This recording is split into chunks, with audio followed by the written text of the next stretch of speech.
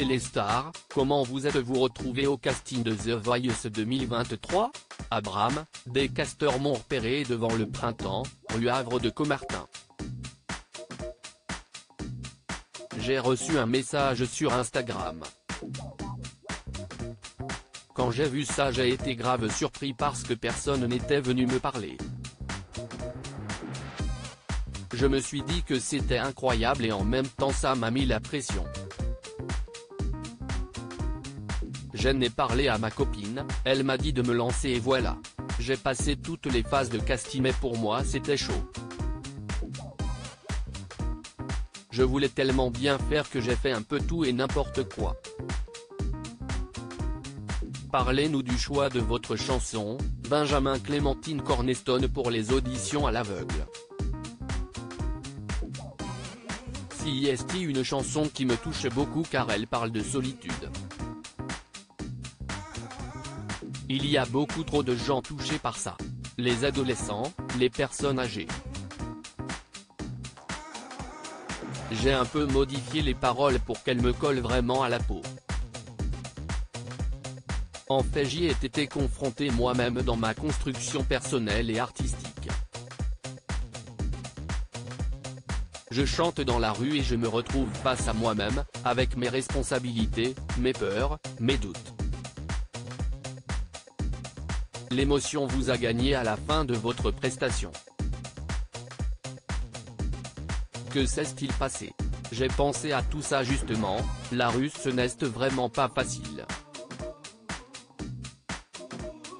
J'ai pensé aux gens qui croient en moi et qui me soutiennent, à ma grand-mère qui ne m'a jamais vu chanter, à mon père qui était dans la salle aussi.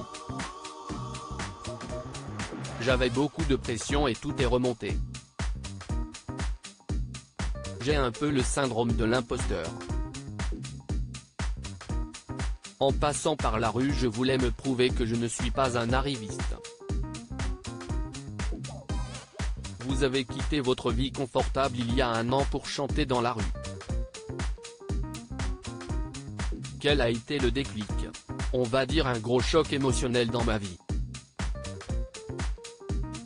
J'ai fait mes études mais je n'étais pas forcément heureux dans tout ça. J'ai des amis qui sont décédés jeunes. Je me suis dit que si je devais mourir demain, je ne voulais pas avoir passé ma vie derrière un bureau. Comment l'ont vécu vos proches? J'ai la chance d'avoir fait plein de choses dans ma vie, du coup ils me font assez confiance. Parfois un peu trop, rire. À part ma mère. Pour elle ce n'était pas possible donc j'ai dû prouver. Au bout de 2-3 mois mes parents ont compris que je ne mourrais pas de faim et que je pouvais payer mon loyer.